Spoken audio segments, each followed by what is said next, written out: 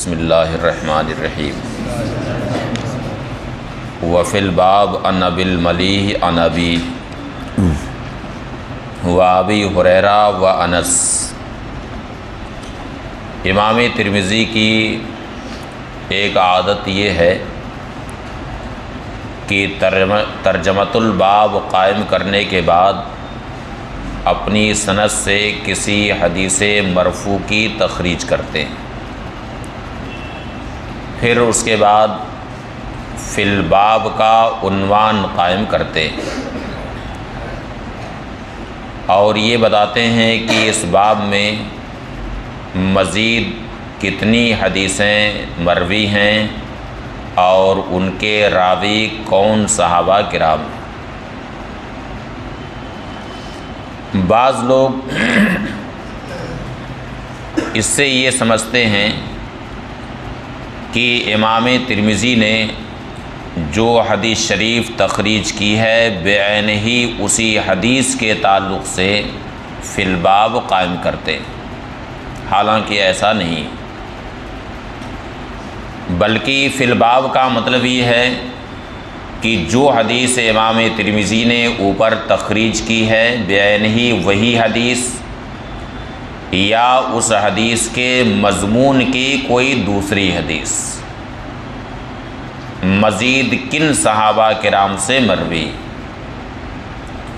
لہٰذا یہ کوئی ضروری نہیں ہے کہ فی الباب کے عنوان میں جن صحابہ کرام کا تذکرہ امام ترمذی نے کیا ہے ان صحابہ کرام سے بعین ہی وہی حدیث مروی ہو جو اوپر وہ تخریج کر چکے ہیں، بلکہ یہ بھی ہو سکتا ہے کہ وہی حدیث ہو اور یہ بھی ہو سکتا ہے کہ اس مضمون کی کوئی دوسری حدیث۔ تو فرماتے ہیں کہ اس باب میں ابو الملیح عن ابیہ سے روایت۔ امام ترمذی کی ایک عادت یہ بھی ہے کہ کبھی وہ نام ایک ذکر کرتے ہیں، اس کے بعد پھر کہہ دیتے ہیں فی الباب ان فلاں عن ابی، یعنی اس باب میں فلاں سے روایت ہے، انہوں نے اپنے والد سے روایت کی، اور عن ابیہ کہہ کر کے بس اسی پر اکتفا کرتے، باقی نام کیا ہے اس سے کوئی بحث نہیں کرتے۔ اور اس کے بہت سارے اسباب ہو سکتے ہیں، کبھی اس کی وجہ یہ ہوتی ہے کہ والد کے نام میں اختلاف ہوتا ہے کہ ان کا نام کیا ہے، کسی نے کچھ نام بتایا کسی نے کچھ نام بتایا، تو اب اس اختلاف سے بچنے کے لیے امام ترمذی بس اتنا کہہ دیتے ہیں کہ اس باب میں فلاں سے روایت ہے، فلاں نے اپنے والد سے روایت کی، اب نام ان کا کیا ہے اس سے بحث نہیں، تو اس اختلاف سے بچنے کے لیے امام ترمذی بس اتنا کہتے ہیں کہ فی الباب ان فلاں عن ابی۔ کبھی خود راوی کے نام میں اختلاف ہوتا ہے، کبھی ان کے والد کے نام میں اختلاف ہوتا ہے، اس وجہ سے وہاں کہہ دیتے ہیں فی الباب ان فلاں عن ابی۔ اور کبھی ایسا ہوتا ہے کہ باپ کی شہرت اپنے بیٹے سے ہوتی، یعنی بیٹا کبھی فضل و کمال کی اس منزل کو پہنچ جاتا ہے جہاں تک باپ کی رسائی نہیں ہوتی، باپ کی شہرت بیٹے سے ہوتی ہے، کبھی کبھی ہوتا ہے کہ نہیں ایسا ہوتا؟ کیا بہت ایسا ہوتا ہے کہ والد کو کوئی نہیں جانتا ہے کہ والد کیا تھے کیا کرتے تھے، وہ والد بالکل گمنام رہتے ہیں، مگر بیٹے نے اپنی محنت سے اور اللہ کے فضل اور اس کی عطا سے وہ فضل و کمال حاصل کر لیا کہ اب بیٹے کی اپنی ایک شناخت ہو گئی اور باپ کی پہچان بیٹے سے ہونے لگی، یہاں تک کہ یہ کہا جانے لگا کہ فلاں کے والد، اور وہ خود اپنا بھی تعارف اس طور سے کرواتے ہیں کہ فلاں ہمارے لڑکے۔ ہوتا ہے کہ نہیں ایسا؟ تو کبھی ایسا بھی ہوتا ہے، اس لیے اس موقع پر بھی امام ترمذی یہ کہہ دیتے ہیں فی الباب ان فلاں عن ابی۔ اور کبھی ایسا ہوتا ہے کہ وہ ایسے راوی ہوتے ہیں جن سے صرف ان کے بیٹے نے روایت کی، باقی کسی اور نے ان سے روایت نہیں کی، اس لیے اس وقت بھی کہتے ہیں فی الباب ان فلاں عن ابی، اس لیے کہ بیٹے کے علاوہ کسی دوسرے نے ان سے روایت نہیں کی ہے۔ تو اب اس بات پر تنبیہ کرنے کے لیے وہاں امام ترمذی کہہ دیتے ہیں فی الباب ان فلاں عن ابی۔ چنانچہ یہاں امام ترمذی نے کہا فی الباب عن ابی الملیح عن ابی، تو یہاں پر بھی معاملہ وہی ہے کہ ابو الملیح کے جو والد ہیں ان سے صرف ابو الملیح نے روایت کی ہے، باقی کسی اور کی روایت ثابت نہیں ہے، اس لیے امام ترمذی نے یہاں پر کہا فی الباب عن ابی الملیح عن ابی۔ امام ترمذی فرماتے ہیں کہ اس باب میں ابو الملیح عن ابی سے روایت ہے، اور حضرت ابو ہریرہ اور حضرت انس بن مالک رضی اللہ تعالی عنہم سے روایت ہے۔ اس موقع پر ایک چیز یہ تلاش کرنے کی ہے کہ امام ترمذی نے فی الباب کا جو عنوان قائم کیا ہے، اس عنوان کے تحت جن صحابہ کرام کا نام ذکر کیا ہے ان کی مرویات کو تلاش کرنا کہ ان کی روایت کی ہوئی حدیثیں کہاں، یہ ایک اہم کام، اور اس کے لیے بہت ہی تحقیق و تفتیش اور مطالعے کی ضرورت ہے۔ مثلاً ابو الملیح عن ابی کی حدیث کس کتاب میں ہے، حضرت ابو ہریرہ کی حدیث کس کتاب میں ہے، حضرت انس بن مالک کی حدیث کس کتاب میں ہے، یہ تلاش کرنا ایک اہم کام۔ چنانچہ ابو الملیح عن ابی کی حدیث سنن ابن ماجہ اور سنن نسائی اور سنن ابی داؤد میں ہے۔ ان کے الفاظ ہیں لا يقبل اللہ تعالی صدقۃ من غلول ولا صلاۃ بغیر طہور۔ یہ الفاظ ہیں کن کی حدیث کے؟ کن کے؟ ابو الملیح عن ابی کی حدیث کے یہ الفاظ۔ اور حضرت ابو ہریرہ رضی اللہ تعالی عنہ کی جو حدیث ہے اس کو شیخین نے یعنی امام بخاری اور امام مسلم نے اپنی اپنی صحیح میں اس کی تخریج کی ہے۔ ان کے الفاظ ہیں لا يقبل اللہ تعالی صلاۃ احدکم اذا احدث حتی یتوضأ۔ یہ الفاظ ہیں کن کے؟ حضرت ابو ہریرہ رضی اللہ تعالیٰ عنہ کی حدیث کی۔ ان کی حدیث شیخین نے تخریج کی۔ شیخین کون؟ امام بخاری اور امام مسلم۔ حدیث کی اصطلاح میں جب شیخین بولا جائے تو امام بخاری اور امام مسلم مراد ہوتے ہیں۔ اور حضرت انس بن مالک رضی اللہ تعالیٰ عنہ کی حدیث یہ سنن ابن ماجہ میں ہے۔ ان کے الفاظ ہیں لا يقبل اللہ صلاۃ بغیر طہور ولا صدقۃ من غلول۔ یہ الفاظ کن کے ہیں؟ حضرت انس بن مالک۔ تو حضرت انس بن مالک اور حضرت ابو الملیح عن ابی کی حدیث کے الفاظ میں تقدیم و تاخیر ہے۔ ان کی حدیث میں صدقہ کا ذکر پہلے ہے اور حضرت انس کی حدیث میں نماز کا ذکر پہلے۔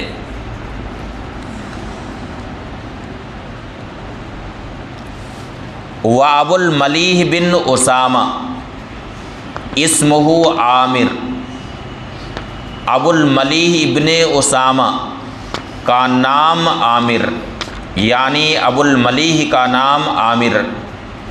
ویقال زید بن اسامہ بن عمیر الحذلی، اور انہیں زید ابن اسامہ ابن عمیر حذلی بھی کہا جاتا۔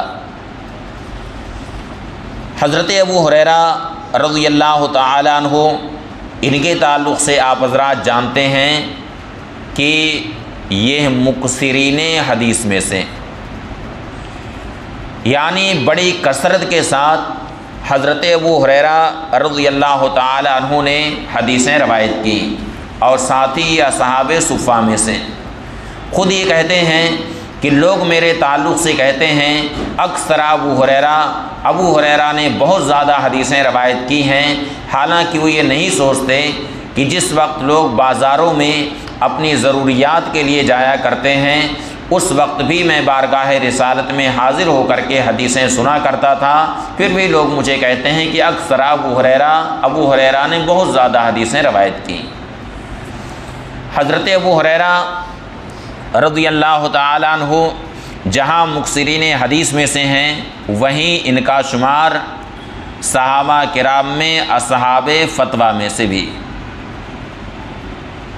کن میں سے؟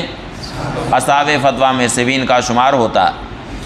اور حضرت انس بن مالک رضی اللہ تعالیٰ عنہ یہ خادم رسول اللہ صلی اللہ علیہ وسلم، ان کی والدہ حضرت ام سلیم انہیں لے کر کے بارگاہ رسالت میں حاضر ہوئی، جبکہ ان کی عمر ابھی 10 سال کی تھی۔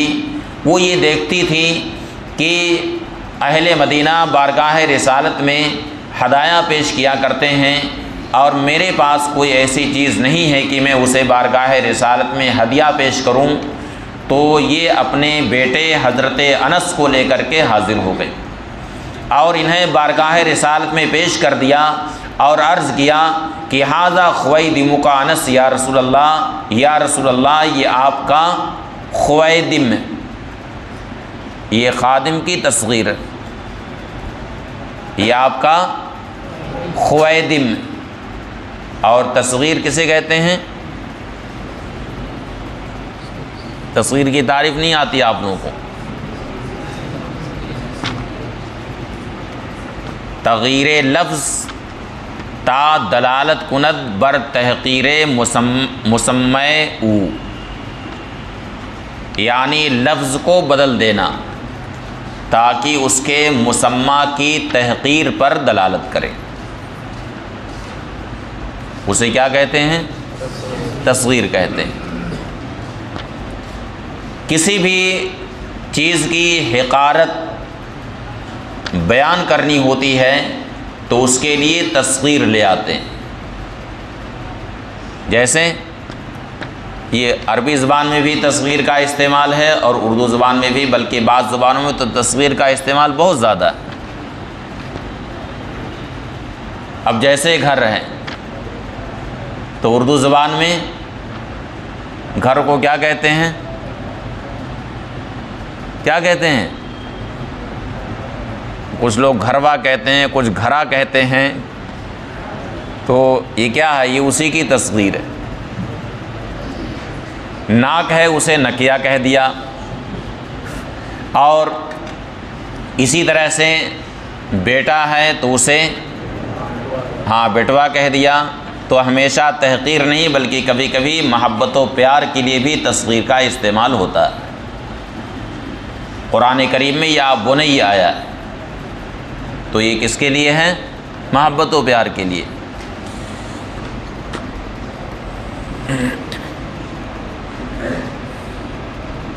اب امام ترمذی فرماتے ہیں کہ ابو الملیح کو زید ابن اسامہ ابن عمیر حذلی بھی کہا جاتا ہے۔ باب ما جاء فی فضل الطہور، یہ باب ہے وضو کی فضیلت کے بیان میں۔ حدثنا اسحاق بن موسیٰ الانصاری حدثنا معن بن عیسیٰ حدثنا مالک بن انس تحویل السند وحدثنا قتیبہ عن مالک عن سہیل بن ابی صالح عن ابی ہریرہ رضی اللہ تعالی عنہ۔ اس میں امام ترمذی کی سند جو امام مالک تک پہنچ رہی ہے، تو اس میں 2 سندیں امام ترمذی نے بیان کی۔ پہلی سند میں امام ترمذی اور امام مالک کے درمیان کتنے واسطے ہیں؟ 3 کی 2 واسطے ہیں، ایک اسحاق ابن موسیٰ انصاری اور دوسرا واسطہ معن بن عیسیٰ کا، اور دوسری سند جو امام ترمذی نے ذکر کی ہے اس میں امام ترمذی اور امام مالک کے درمیان صرف قتیبہ کا واسطہ، پہلی سند میں 2 واسطے ہیں اور دوسری میں بس 1 واسطہ، اور اس حدیث کا مدار امام مالک پر ہے، یعنی اسے یہ کہا جائے گا کہ امام مالک کی روایت کی ہوئی حدیث۔ امام مالک سہیل ابن ابی صالح سے روایت کرتے ہیں، انہوں نے اپنے والد سے روایت کی، وہ حضرت ابو ہریرہ رضی اللہ تعالی عنہ سے روایت کرتے ہیں، فرمایا کہ رسول اللہ صلی اللہ علیہ وسلم نے ارشاد فرمایا، اذا توضأ العبد المسلم او المومن فغسل وجهه، جب کوئی مسلمان بندہ وضو کرتا، یا فرمایا جب کوئی مومن بندہ وضو کرتا، یہ راوی سے شک ہے کہ العبد المسلم کہا یا العبد المومن کہا۔ جب کوئی مسلمان بندہ وضو کرتا ہے، یا یہ فرمایا کہ جب کوئی مومن بندہ وضو کرتا اور وہ اپنا چہرہ دھوتا تو اس کے چہرے سے ہر وہ گناہ نکلتا ہے جس کی طرف اس نے اپنی آنکھوں سے دیکھا، جس کی طرف اس نے اپنی آنکھوں سے دیکھا۔ گناہ کو کیسے کوئی اپنی آنکھ سے دیکھے گا؟ مراد اس سے سبب گناہ کو اس نے اپنی آنکھوں سے دیکھا، یعنی جس چیز کا دیکھنا اس کے لیے جائز نہ تھا اسے اس نے اپنی آنکھوں سے دیکھا، وہ گناہ جھڑتا، وہ گناہ نکلتا۔ مال مائے او ما آخر قطر الماء، پانی کے ساتھ یا پانی کے آخری قطرے کے ساتھ۔ مال مائے او ما آخری قطر الماء، اس تعلق سے محدثین فرماتے ہیں کہ اس میں دونوں احتمال ہیں۔ ایک احتمال یہ ہے کہ حدیث شریفی کا یہ حصہ ہو، یعنی اصل حدیثی میں او مذکور ہو، اور یہ بھی ہو سکتا ہے کہ راوی کا یہ شک ہو، یعنی آنکھ سے جس گناہ کا ارتکاب کیا ہے وہ گناہ چہرہ دھونے کے ساتھ پانی کے ساتھ وہ گناہ جھڑتا ہے، یا پانی کے آخری قطرے کے ساتھ وہ گناہ پورے طور سے نکل جاتا۔ اب یہاں ایک سوال یہ پیدا ہوتا ہے کہ چہرہ صرف آنکھ ہی پر مشتمل نہیں ہے، بلکہ چہرے میں ناک بھی ہے اور منہ بھی ہے، اور کیا پیشانی، چہرے میں بہت ساری چیزیں ہیں، تو خاص طریقے سے آنکھ ہی کا ذکر کیوں ہوا؟ اس کی وجہ یہ ہے کہ آنکھ سے گناہ بنسبت اور اعضاء کے، یعنی چہرہ جن چیزوں پر مشتمل ہے بنسبت ان کے آنکھ سے گناہ زیادہ ہوتا،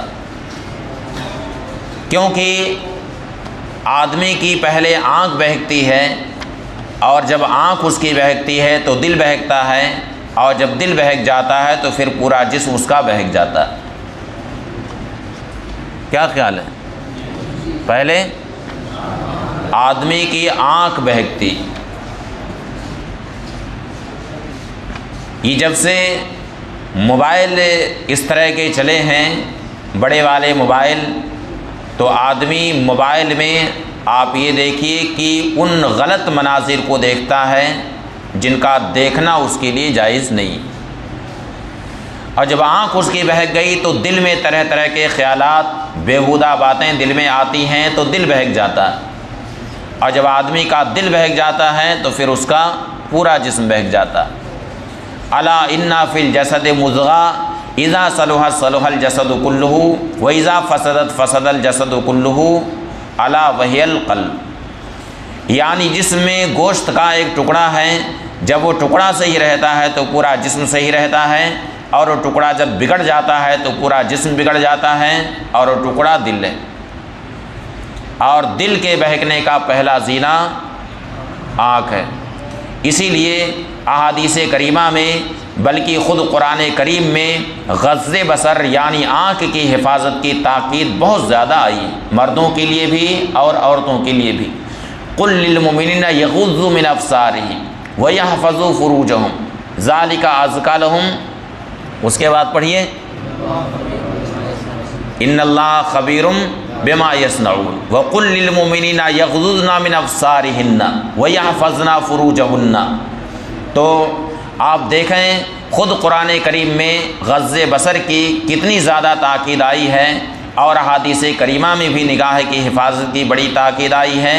تو چونکہ نگاہ سے گناہ کے خطرات بہت زیادہ ہوتے ہیں، اس لیے اس حدیث شریف میں خاص طور سے اسی کا ذکر ہوا ہے، ورنہ گناہ کا صدور تو ناک سے بھی ہوتا ہے کہ نہیں؟ ناک سے صدور کیسے ہوتا نہیں سمجھ میں آ رہا۔ ناک سے صدور اس طور سے ہوتا ہے کہ جس چیز کا سونگھنا آپ کے لیے جائز نہیں تھا اس کو آپ نے اپنی ناک سے سونگھ لیا۔ مثلا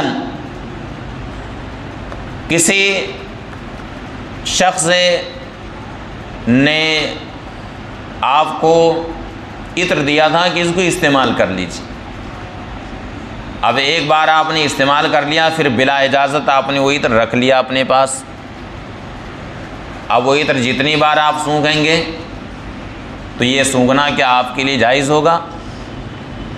تو یہ گناہ کس سے صادر ہوا؟ ناک سے صادر ہوا۔ یا کوئی اجنبیہ عورت تھی، یوں تو کسی بھی عورت کو خوشبو لگا کر کے چلنا جائز نہیں ہے، لیکن اس کے جسم سے خوشبو آ رہی تھی، اب ایک عاشق گیا اور اس کے قریب سے جا کر کے اس کی خوشبو سونگھنے لگا، تو کیا یہ سونگھنا اس کے لیے جائز تھا؟ تو یہ گناہ ناک سے صادر ہو رہا۔ اسی طرح سے آدمی کے منہ اور اس کی زبان سے بھی بہت سارے گناہ صادر ہوتے ہیں، تو چونکہ آنکھ سے زیادہ گناہ صادر ہونے کے خطرات ہیں، اس بنا پر حدیث شریف میں آنکھ ہی کا ذکر ہوا ہے۔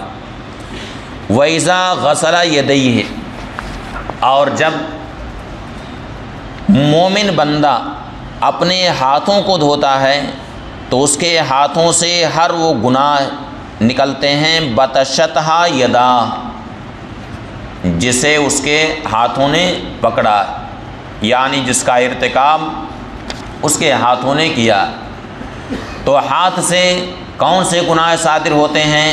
مثلا جس چیز کا چھونا یا جس چیز کا پکڑنا ہاتھ سے جائز نہ تھا اس کو ہاتھ سے چھو لیا تو یہ گناہ ہاتھ سے صادر ہوا۔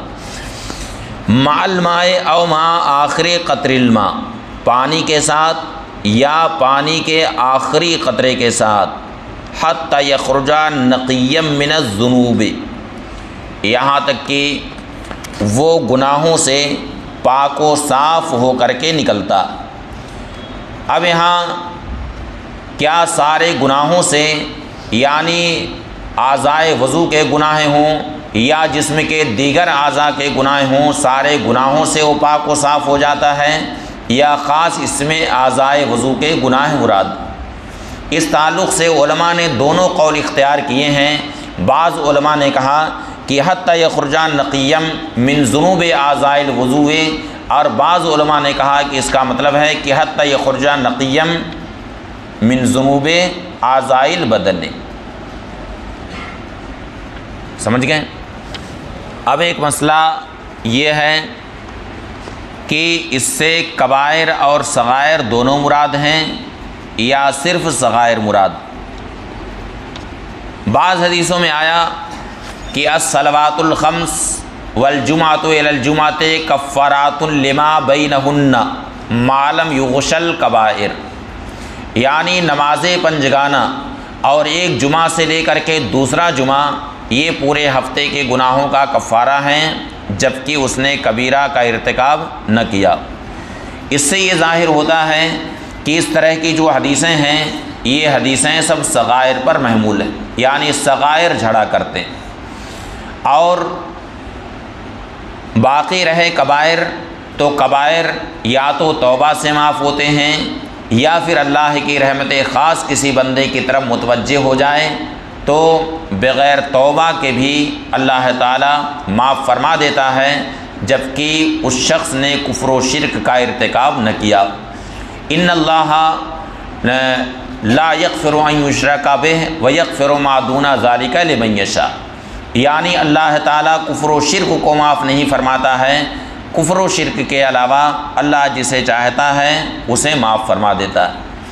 اس لیے اگر رحمت خاص اس کی طرف متوجہ ہوئی تو بغیر توبہ کے بھی اللہ تعالیٰ معاف فرما دیتا ہے، وہ رحیم و غفور ہے۔ یہی مذہب اہل سنت والجماعت کا ہے۔ قال ابو عیسیٰ، امام ترمذی فرماتے ہیں ھذا حدیث حسن صحیح، یہ حدیث حسن صحیح۔ حسن اور صحیح ایک حدیث ایک ساتھ کیسے ہو سکتی ہے جبکہ محدثین کی اصطلاح میں صحیح کا معنی کچھ اور ہے اور حسن کا معنی کچھ اور ہے۔ اس بارے میں اصول حدیث کی کتابوں میں یہ مذکور ہے کہ ایسا ہو سکتا ہے کہ حسن سے مراد حسن لذات ہی ہو اور صحیح سے مراد صحیح لغیر ہی، یعنی یہ حدیث حسن لذات ہی ہے اور صحیح لغیر ہی۔ اور یہ بھی ہو سکتا ہے کہ اس حدیث کی دو سندیں ہیں، ایک سند کے اعتبار سے یہ حسن ہے اور دوسری سند کے اعتبار سے یہ صحیح۔ اور کچھ لوگوں نے یہ کہا کہ حسن سے اس کا معنی لغوی مراد ہے، مگر یہ تعویل بہت بعید ہے۔ یہاں زیادہ راجح یہی دو تعویلیں ہیں کہ حسن سے مراد حسن لذات ہی ہے اور صحیح سے مراد صحیح لغیر ہی ہے، یا پھر اس کا مطلب ہے کہ اس حدیث کی دو سندیں ہیں، ایک سند کے اعتبار سے حسن ہے اور دوسری سند کے اعتبار سے صحیح۔ وہو حدیث مالک عن سہیل عن ابی ہریرہ۔ اب یہ کون سی حدیث حسن صحیح ہے؟ امام ترمذی فرماتے ہیں کہ یہ وہی حدیث ہے جو امام مالک کی ہے، جس کی روایت انہوں نے سہیل سے کی، انہوں نے اپنے والد سے روایت کی، وہ حضرت ابو ہریرہ رضی اللہ تعالی عنہ سے روایت کرتے ہیں۔ وابو صالح والد سہیل، ابو صالح یہ سہیل کے والد ہیں۔ ابو صالح جو سہیل کے والد ہیں یہ کون ابو صالح ہیں؟ فرماتے ہیں ہوا ابو صالح السمان، یہ ابو صالح سمان۔ سمان یہ سمنن سے بنا ہے، سمنن کا معنی گھی، چونکہ یہ وہی کاروبار کرتے تھے اور اسی کو فروخت کرتے تھے، یہی ان کا ذریعہ معاش تھا، اس لیے انہیں سمان کہا جاتا ہے۔ وَاسْمُهُ زکوان، اور ان کا نام زکوان، یعنی زکوان نام ہے، کنیت ابو صالح ہیں اور کنیت ہی سے یہ زیادہ مشہور ہیں۔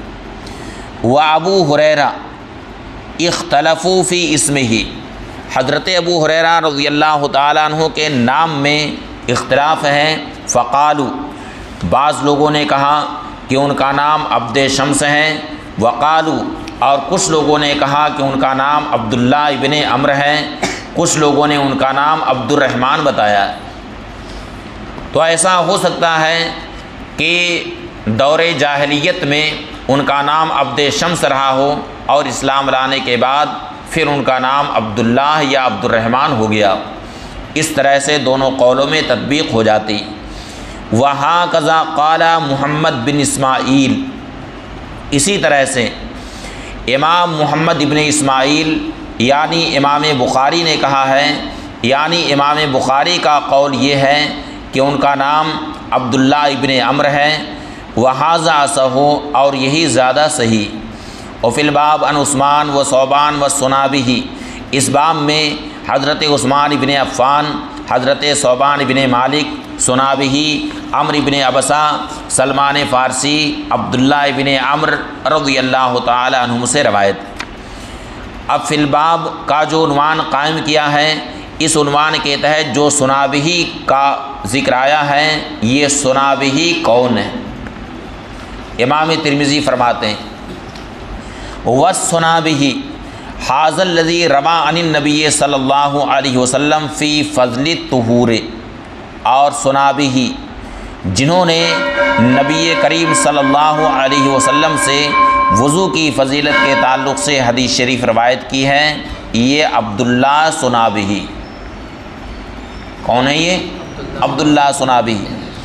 وَالسُّنَابِهِ الذی روا عن ابی بکر الصدیق رضی اللہ تعالی عنہ لیس لہ سماع من النبی صلی اللہ علیہ وسلم، اور وہ سنابہ جنہوں نے حضرت ابوبکر صدیق رضی اللہ تعالی عنہ سے روایت کی ہے، انہیں نبی کریم صلی اللہ علیہ وسلم سے سماع کا شرف حاصل نہیں ہو سکا۔ وَاسْمُهُ عبد الرحمن بن عسیلہ، ان کا نام عبد الرحمن ابن عسیلہ، وَيُكَنَّ ابا عبداللہ، اور ان کی کنیت ابو عبداللہ ہے۔ رحلہ الی النبی صلی اللہ علیہ وسلم فقبض النبی صلی اللہ علیہ وسلم وہو فی الطریق۔ عبد الرحمن بن عسیلہ جن کو سنابہ کہا جاتا ہے، انہیں بھی سنابہ کہا جاتا ہے، ان کی کنیت ابو عبداللہ ہے۔ انہوں نے نبی کریم صلی اللہ علیہ وسلم کی بارگاہ میں حاضری کے لیے سفر تو کیا، مگر ابھی یہ راستے ہی میں تھے کہ نبی کریم صلی اللہ علیہ وسلم دنیا سے تشریف لے گئے۔ اس لیے عبد الرحمن بن عسیلہ سنابہ یہ صحابہ کرام میں سے نہیں ہیں، البتہ یہ مخضرمین میں سے ہوں گے۔ کن میں سے؟ مخضرمین میں سے۔ مخضرمین کن کو کہا جاتا ہے؟ کن کو؟ جنہوں نے عہد رسالت کو پایا لیکن بارگاہ رسالت میں حاضری کا شرف انہیں نہ مل سکا، شرف صحابیت نہ مل سکا، انہیں کیا کہا جاتا ہے؟ مخضرمین کہا جاتا ہے۔ تو پہلے والے جو ہیں یعنی عبداللہ بن عمرو سنابہ، وہ تو صحابہ کرام میں سے ہیں، لیکن عبد الرحمن بن عسیلہ سنابہ یہ صحابہ کرام میں سے نہیں ہیں، یہ مخضرمین میں سے ہیں۔ وقد روا عن النبی صلی اللہ علیہ وسلم احادیث، انہوں نے بھی نبی کریم صلی اللہ علیہ وسلم سے براہ راست کچھ حدیثیں روایت کی ہیں۔ تو ظاہر سی بات ہے کہ عبد الرحمن بن عسیلہ سنابہ کو جب صحابیت کا شرف نہیں مل سکا ہے، تو اب اگر یہ براہ راست نبی کریم صلی اللہ علیہ وسلم سے احادیث کی روایت کریں تو وہ احادیث کیا کہلائیں گی؟ مرسل کہلائیں گی۔ کیسی حدیثیں ہوں گی؟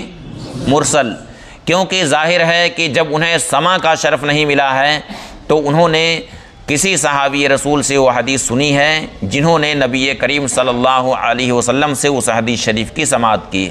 اس لیے اگر یہ براہ راست نبی کریم صلی اللہ علیہ وسلم سے کچھ حدیثیں روایت کرتے ہیں تو وہ احادیث موصول السند نہ ہوں گی بلکہ وہ احادیث مرسل ہوں گی۔ اور ایک ہیں سنابہ ابن العاصر الاحمسی صاحب النبی صلی اللہ علیہ وسلم، وہ بھی صحابی رسول ہیں، یقال لہ سنابہ ایذن، انہیں بھی سنابہ کہا جاتا ہے۔ وانما حدیثہ، ان کی حدیث یہ ہے، فرمایا سمعت النبی صلی اللہ علیہ وسلم یقول انی مکاثر بکم الامم فلا تقتتلن بعدی۔ نبی کریم صلی اللہ علیہ وسلم ارشاد فرماتے ہیں کہ میں قیامت کے دن تمہاری کثرت کو دیکھ کر کے دیگر امتوں